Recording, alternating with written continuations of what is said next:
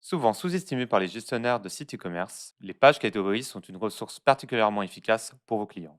À la manière d'un énorme moteur de recherche, ces dernières permettent de filtrer les produits et services que vous vendez pour que vos visiteurs trouvent rapidement les produits qui correspondent le mieux à leurs attentes. L'un des meilleurs exemples à ce sujet, c'est le moteur de recherche d'Amazon. Lorsque vous cherchez un câble USB sur Amazon, une page catégorie va s'ouvrir avec des filtres adaptés. Vous pouvez ainsi trier selon les commentaires clients, la marque, le prix, la longueur du câble, le genre du connecteur, l'état, et j'en passe. À travers cette vidéo, je vous propose de découvrir avec moi les bonnes astuces pour réussir à coup sûr une page catégorie sur votre site e-commerce. C'est parti. Pour débuter, je vous propose de partir des constats les plus évidents vers ceux les plus techniques. Il est toujours bon, je trouve, de rappeler les fondamentaux. Déjà, vos visiteurs doivent pouvoir trier facilement vos produits. Les classements les plus répandus sont les prix, les meilleures ventes et les nouveaux articles. Affichez cette fonction dans le coin supérieur droit, juste au-dessus de l'affichage de vos produits. Veillez à utiliser un design de page de catégorie pertinent selon vos besoins. Si les images de vos produits sont la principale valeur ajoutée, alors privilégiez les grilles. A l'inverse, si les attributs jouent un rôle déterminant, affichez vos produits sous la forme de liste. Libre à vous également de proposer les deux, soit via un bouton à côté de vos options de tri, soit selon le style de produit proposé. Beaucoup de sites ne le font pas, mais pensez à afficher le nombre exact de produits disponibles sur chaque page. C'est un bon indicateur pour vos clients de savoir s'ils ont beaucoup de choix à leur disposition ou non. Pensez également à ajouter une section de description sur votre page, catégorie, d'environ 400 mots au-dessus de votre grille. Afin de rendre le tout un minimum esthétique, masquez-la à 90% et ajoutez un bouton Lire la suite. Ce texte a deux intérêts majeurs. Le premier reste d'informer vos clients de la valeur ajoutée de vos produits et de votre marque. La seconde, c'est évidemment d'optimiser votre SEO. Côté pratique enfin, faites en sorte que vos visiteurs restent sur la même position verticale s'ils vont sur la page d'un produit, puis reviennent ensuite à la page catégorie. Il n'y a rien de plus frustrant que de devoir redescendre tout un bloc à chaque fois qu'un produit nous intéresse. Pensez toujours à rendre le parcours expérientiel de vos visiteurs le plus agréable possible. Passons désormais aux fiches produits. Quels que soient les articles que vous vendez, affichez par défaut 3 ou 4 produits populaires tout en haut, avant même la grille générale. Cela peut être un article très bien noté, un produit particulièrement bien vendu, et un objet qui attire énormément de visiteurs par exemple. Cela va donner quelques références faciles d'accès à vos visiteurs.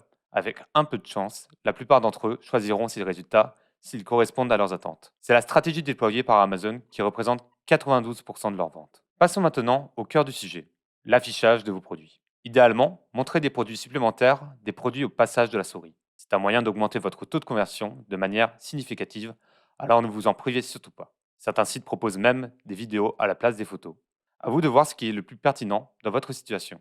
Autre point, adoptez un style cohérent pour toutes les images de vos produits en choisissant le même type d'arrière-plan, le même angle, la même taille, etc.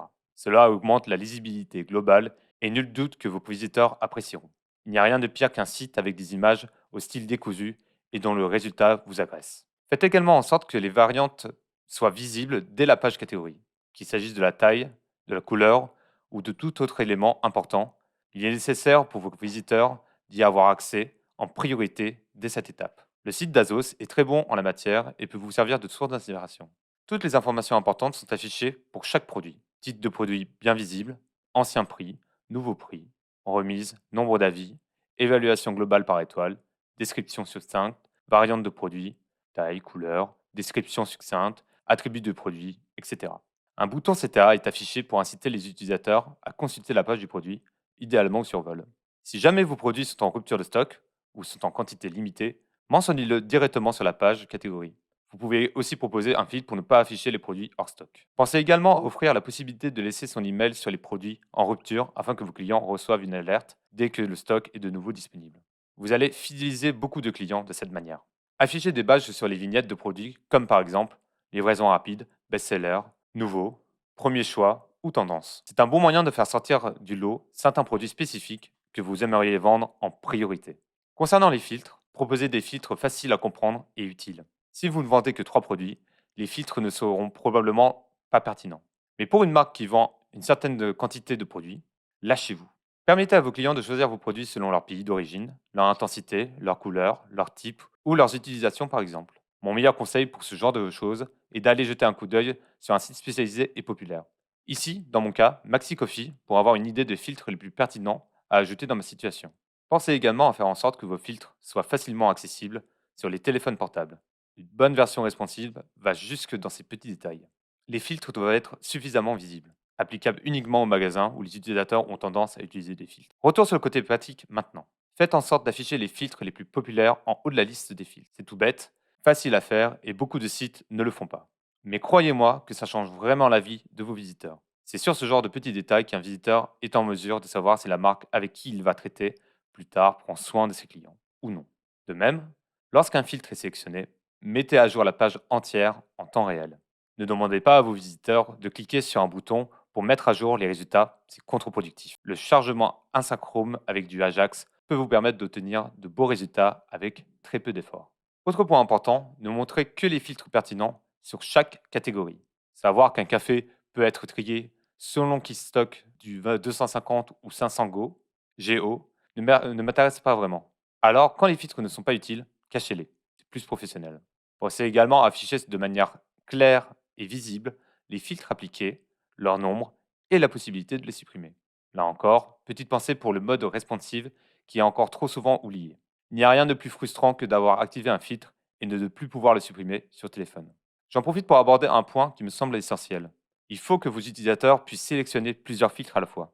Alors oui, ça peut sembler un peu lunaire comme remarque, je visite de trop nombreuses fois des sites e-commerce qui ne proposent de n'activer qu'un seul filtre. Non seulement c'est super frustrant, mais en plus ça a toutes les chances de vous faire perdre les clients sur le long terme. Évitez donc à tout prix cette erreur. Autre point important, faites en sorte que les filtres soient affichés dans une position standard à gauche ou en haut. Les affichages farfelus à droite ou en bas, voire au centre, ne sont vraiment pas pertinents. Même si vous voulez donner à votre marque une image d'artiste rebelle, vous allez surtout désorienter tout le monde pour votre plus grand malheur. Enfin, proposez des sélecteurs pertinents quand cela est utile. L'exemple le plus bateau est le curseur de fourchette de prix où les utilisateurs peuvent saisir le prix minimum et maximum au lieu d'une liste préétablie de fourchettes de prix. Sur ce point, vous pouvez même vous lancer de l'A/B testing si cela vous intéresse. Vous serez parfois surpris des retours de vos clients. Et voilà, c'est déjà la fin de cette vidéo. J'espère qu'elle vous aura plu. Comme à mon habitude, n'hésitez pas à vous abonner et à la liker pour cette vidéo, si ce n'est pas déjà fait. Pour notre part, on se retrouve dans quelques jours pour un nouveau contenu. C'était Webpulseur, prenez soin de vous et à très vite.